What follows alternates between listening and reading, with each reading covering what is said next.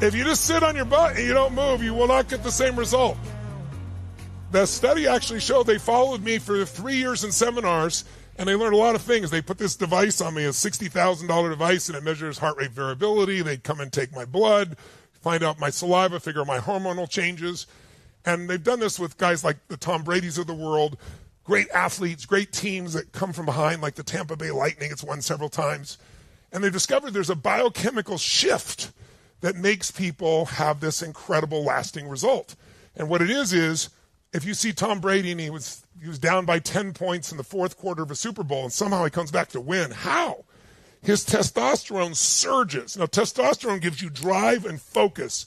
When you have testosterone come through you, you remember everything. It locks into you, and you've got a driven focus. But usually with testosterone also comes stress. The cortisol is the stress hormone.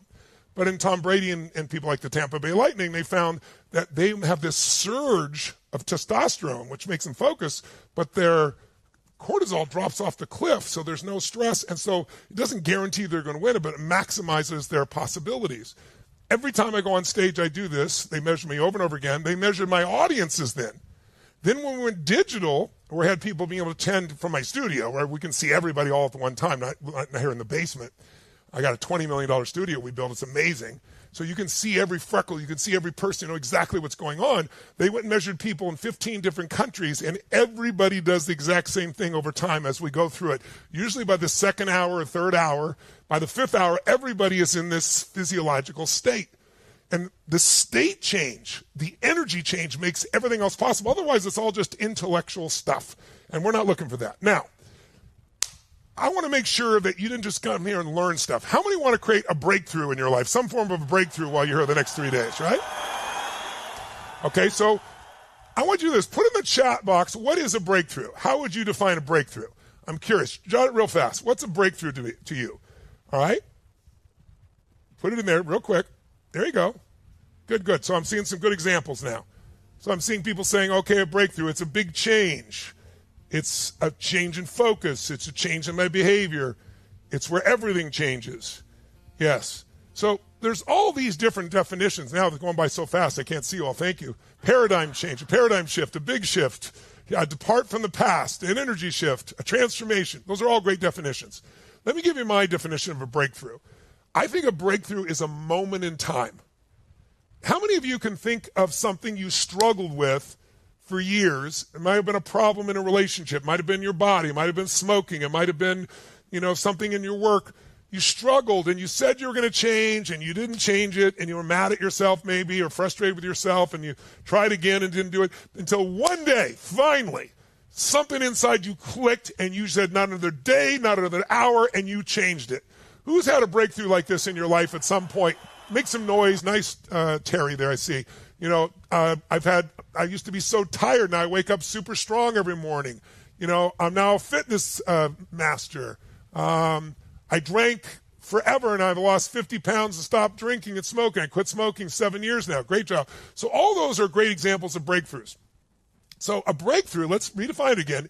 It's a moment in time when everything changes, when what seemed impossible becomes truly possible, and most importantly, you act on it. It's not just a thought. You do something with it. So my second question would be, if we want to have a breakthrough, a real transformation, a real change, then the question is, what can make a breakthrough possible? And the answer is, it can be triggered by all kinds of things. It can be triggered by a conversation with a friend. It can be triggered by loss. Who's ever had some big loss and it finally just pissed you off enough or pushed you enough that you just said never again and made a big change? Who's done this? You make some noise, right? It could come because of that loss, or because of it, you got a new insight. It could come from having a new experience.